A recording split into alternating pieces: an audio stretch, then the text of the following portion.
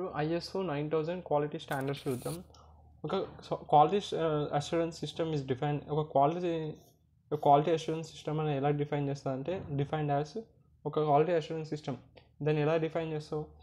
ఒక organisation structure, responsibilities, procedures, processes and resources for implementing the quality management, ఇవన్నీ define చేస్తుంది ఒక quality assurance system అంటే. దాన్ని లోపల ఆర్గనైజేషన్, అది కరెక్ట్ రెస్పాన్సిబిలిటీ చేస్తాం, ప్రొసీజర్స్, ప్రాసెస్, దానికి కావాల్సిన రిసోర్సెస్ ఏం వాడను దాన్ని ఇంప్లిమెంట్ చేయడానికి క్వాలిటీ మేనేజ్మెంట్. సో ఇదంతా డిఫైన్ చేస్తుంది ఒక క్వాలిటీ అష్యూరెన్స్ సిస్టమ్ అనేది. అలా డిఫైన్ చేయొచ్చు మనం ఒక క్వాలిటీ అష్యూరెన్స్ సిస్టమ్ని వీటితో. So quality assurance systems are created to help organisation ensure their products and services safety customer expectations by meeting their specification. So ఈ క్వాలిటీ అష్యూరెన్స్ సిస్టమ్స్ ఏం చేస్తున్నాయి, మనకి ఆర్గనైజేషన్కి హెల్ప్ చేస్తున్నాయి. ఏ విధంగా? వాళ్ళ ప్రొడక్ట్స్ అండ్ సర్వీసెస్ ఉన్నాయో చూసారా, అవి కస్టమర్స్ యొక్క ఎక్స్పెక్టేషన్స్ని మీట్ అవుతున్నాయి, వాళ్ళ స్పెసిఫికేషన్స్ మీట్ అవుతున్నాయి అని చెప్పేదానికి ఈ క్వాలిటీ అష్యూరెన్స్ సిస్టమ్స్ అనేవి హెల్ప్ అవుతున్నాయి. తర్వాత the systems covers activities including. ఈ సిస్టమ్స్ ఏం చేస్తున్నాయి, క్వాలిటీ అష్యూరెన్స్ సిస్టమ్స్ అన్ని విధాల యాక్టివిటీస్ చేస్తున్నాయి. లైక్ ప్లానింగ్ కానీ, controlling, measuring, testing and reporting and improving quality levels. ఇవన్నీ యాక్టివిటీస్ ఏం చేస్తున్నావు, క్వాలిటీ లెవెల్స్ని పెంచడానికి through out development and manufacturing. ఏదైతే డెవలప్మెంట్ ప్రాసెస్ మొత్తం ఉందో మ్యానుఫ్యాక్చరింగ్ ప్రాసెస్లో, సో ఈ సర్వర్ యాక్టివిటీస్ చేసి ఒక క్వాలిటీ ప్రోడక్ట్ని తీసుకొస్తుంది క్వాలిటీ అష్యూరెన్స్ సిస్టమ్స్. తర్వాత ISO 9000 ఇది ఏం చేస్తుందంటే డిస్క్రైబ్ చేస్తుంది, క్వాలిటీ అష్యూరెన్స్ ఎలిమెంట్స్ని డిస్క్రైబ్ చేస్తుంది. That can be applied to any basis. So ఇది ఏం చేస్తుందంటే క్వాలిటీ అష్యూరెన్స్ సిస్టమ్స్ని ఎలిమెంట్స్ని డిస్క్రైబ్ చేస్తుంది. ఇది ఏ బిజినెస్లో అయినా అప్లై చేయొచ్చు.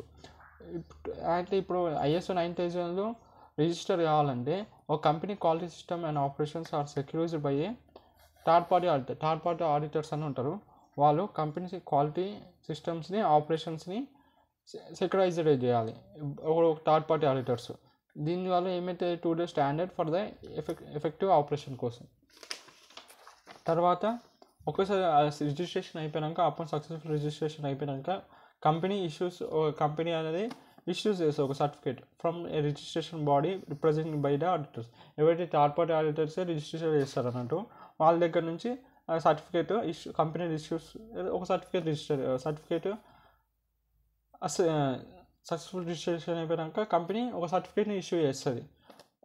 ఎవరు ఈ రిజిస్ట్రేషన్ బాడీ ఉంటుంది కదా, రిప్రజెంటింగ్ బై ద ఆడిటర్స్ దాన్ని రిప్రజెంట్ చేస్తారు ఆ సర్టిఫికేట్ని. తర్వాత రిక్వైర్మెంట్స్ ఇస్తారు. The requirements given by ISO 9001 and 2000 addresses.